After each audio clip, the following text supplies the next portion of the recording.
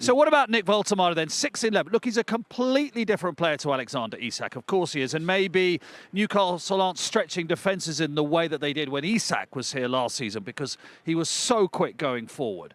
But you have to say the way he settled in, Les, you know, with all, as we've said before, with all the pressure, you two are here. Malcolm McDonald walked past us. Alan Shearer's in the stand. Sting's in the stand. Don't think he played up front. But, you know, he's done brilliantly, hasn't he? Mark, the one thing we said is, as a centre-forward, the one thing you want to do is score goals. And that's what he's doing at the moment. You know, we're talking about him dropping into areas where he can pick the ball up and turn rather than stretching the forwards.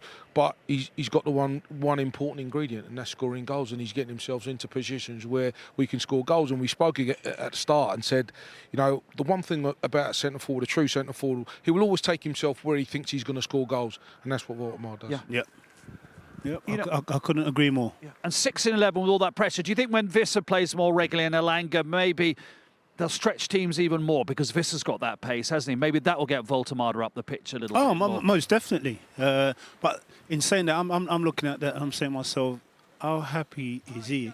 And how happy is the manager knowing that he's got reinforcements to come back? Yeah, happy days. It's a big, big positive. And I would have thought he's very happy because Bayern Munich were pretty critical of the price, weren't they, that Newcastle paid. They were basically going... the subplot of all this is that you English Premier League teams always overpay, which puts them out the reach of us. But nobody's ever out the reach of Bayern Munich. I don't know why they're complaining about it. But it's been quite nice for Woltemade and Newcastle and Eddie Howe to say, that's why we paid it. Listen, they needed to bring a centre-forward in, another centre-forward. They've done that. And, you know, what's pleasing to see is normally managers would rest a player like this in a game like this. Yeah. But Eddie's gone, no, he's scoring goals. Let's leave him in the team. And from a centre-forward point of view, that's great to see because so many times you see them scoring goals and then they get to a game like this and the manager says, let me give you a rest. No, leave him in there, let him score goals because he's on a high at the moment. Well, you'd want to play, don't you? I'm scoring, I'm enjoying Always. it. Yeah. Always. Especially on an evening like this as well. When you're in that rich vein of form, you want to play. You know, and he's out here again. He's got himself another goal. He'll be looking forward to the weekend. Saying to himself, why not? I'm looking to get another one. Have Newcastle got exactly what Tottenham don't have then? In terms goals. Of that, well, just have that focal point as much as anything. Yeah, I think at the moment, yeah. But like I did touch on, I think once they get Solanke back, I think Solanke is a big player for Tottenham. You know, he proved that last season.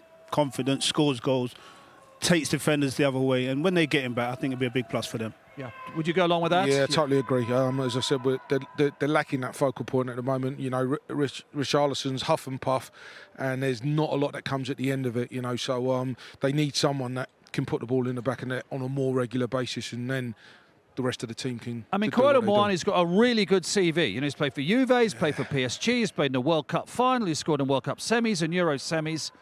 But you said it beforehand, if he were that good, why is he shuttling around clubs in Europe? And I think coming into the Premier League as well, and I know he's been struggling with injuries, just got himself fit. Yeah. But coming into the Premier League, there's something about this league that takes people a little bit longer to adjust to. If it's the pace of the Premier League or whatever, maybe takes people time, and it might just take them a little bit of time. Yeah.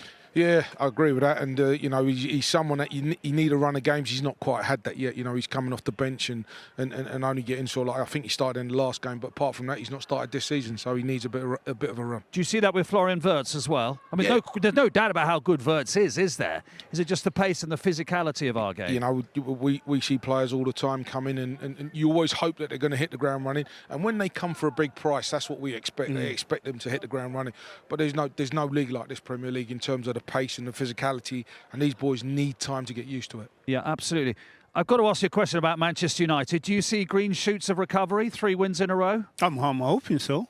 Yeah. You know, I really am. But, you know, as we all know, and Les knows as well, when you play football, yeah, it's all about winning games because winning games breeds confidence. Yeah. Now, Man United won 3 on the bounce.